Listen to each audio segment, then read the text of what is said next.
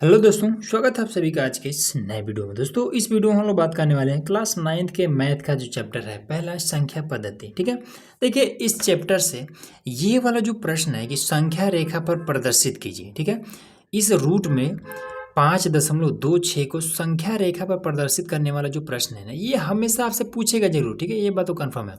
कभी 4 नंबर के लिए देगा, कभी 6 नंबर के लिए देगा। ठीक है, तो इंपॉर्टेंट है, इसको ध्यान से समझ लेते हैं। और मैं सबसे आसान तरीका बताता हूँ इसको बनाने का। ठीक है, किस तरीके से हम संख्या रेखा पर इसको दर्शाएंगे। सबसे पहला चीज कि ये संख्या रेखा होता क्या है। तो ये संख्या रेखा का मतलब होता है सीधा ये एक लाइन। ठीक है, इस तरीके से लाइन होता है ना। इसमें क्या होता है, कहीं पर एक बिंदु होता है जो 0 होता है, इधर जाएंगे तो 1, इधर जाएंगे फिर ये 1 2, ये 3, अब इधर आएंगे तो ये -1 और ये -2। तो यही क्या होता है, यही संख्या रेखा होता है। तो सीधा सीधा इसी लाइन पर हमें इसको प्रदर्शित कर देना है, बस इतना ही चीज़ है और इसमें कुछ भी नहीं है। ठीक है, और कैसे कैसे आपने प्रदर्शित किया है वो आपको नीचे लिख देना है, खत्म कहानी। ठीक है, देखिए कैसे करना है। तो 5.26 है। ठीक है, तो इसको हम इसमें फिट के मदद से क्या करेंगे कि पहले खींच लेंगे 5.26। ठीक है, अब 26 एकदम से एक्यूरेट ना हो तो 5 से थोड़ा सा आगे ले लीजिए, तो ये हो जाए कितना, सेमी में लेंगे तो ये आपका हो जाएगा कुछ, तो ये 5 हो गया, तो उसको 1 2 3 ले लीजिए लगभग में, तो ये आपका ये 3, ये आपका हो जाएगा 5.26। ठीक, अब क्या करेंगे, 1 सेमी और यहाँ से बढ़ा लेंगे। ठीक है, 1 सेमी और बढ़ा लेंगे, यहाँ तक ये 5.26 हो रहा है ना, तो 1 सेमी और आपको बढ़ा लेना है बस, तभी ये आपका ये एक्यूरेट आ पाएगा, नहीं तो फिर नहीं आ पाएगा। और इसका नाम दे देना है ए, इसका नाम दे देना है बी। ठीक है, अब इसमें 5.26 का और 1 सेमी ये, तो कितना 6.26, तो 6.26 का आधा कितना हो जाएगा, 3.13। तो ये 3.13 कर लेते हैं, 3.13 लगभग में यहाँ पर आ जाएगा। ठीक है, अब क्या करेंगे कि प्रकार के मदद से इस पर हम अर्धवृत्त खींच लेंगे। ठीक है, तो चलिए खींच लेते हैं, उसके बाद से बताते हैं आपको। तो चलिए यहाँ पर हमने इसको मिला लिया। ठीक है, अब मिलाने के बाद से इसको कुछ इस तरीके से ऐसे खींच देंगे, ये इस तरीके से। ठीक, तो इसको ध्यान में रखे रहिए कि हमने क्या क्या इसमें किया है। ठीक, क्योंकि इसी चीज़ को लिखना भी है। तो पहले हमने एक रेखा ए बी खींचा। ठीक, और उसके बाद से इसका भी कुछ नाम देते हैं ना, और इसका नाम क्या है, सी देते हैं, कुछ भी नाम दे सकते हैं। ठीक है, अब बिंदु सी पर एक 90 डिग्री का ऐसे यहाँ पर रेखा खींच दीजिए। तो इसके लिए हम यूज करेंगे चांदा, हालांकि पट्टी प्रकार से भी खींच सकते हैं, बट मेरे पास अवेलेबल है तो हम खींच दे रहे हैं ये 90 डिग्री।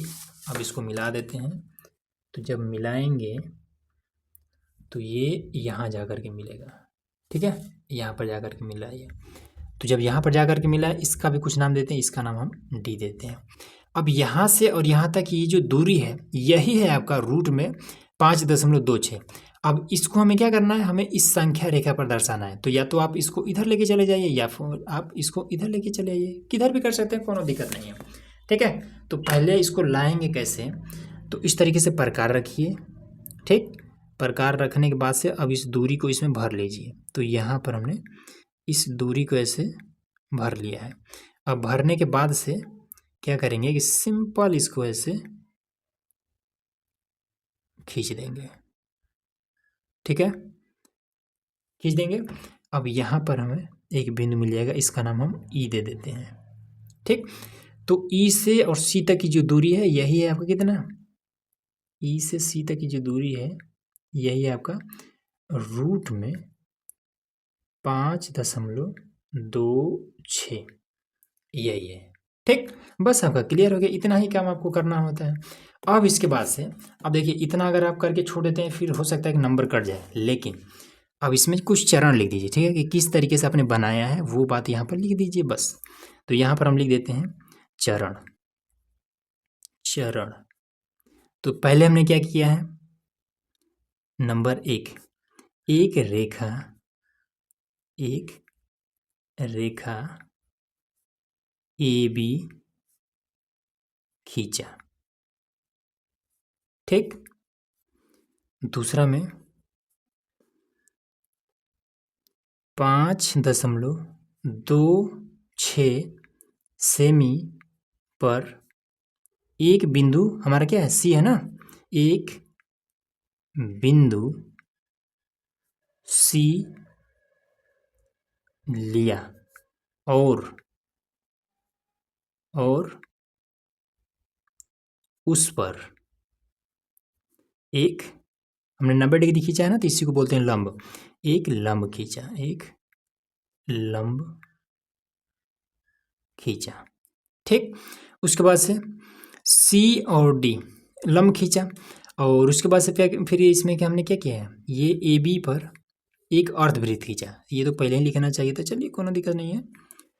उसके बाद से रेखा ए बी पर एक अर्धवृत्त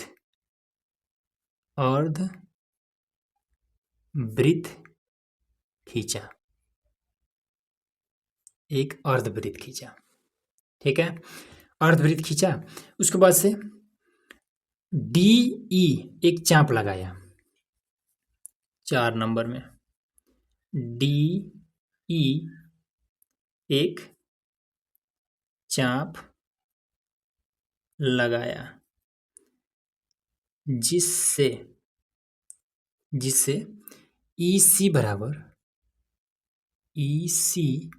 बराबर कितना प्राप्त हुआ है, यही है ना हमारा ई से सी तक, ये ई सी बराबर में 5.26 प्राप्त होता है। बस इतना काम कर दीजिए, आपका खत्म कहानी।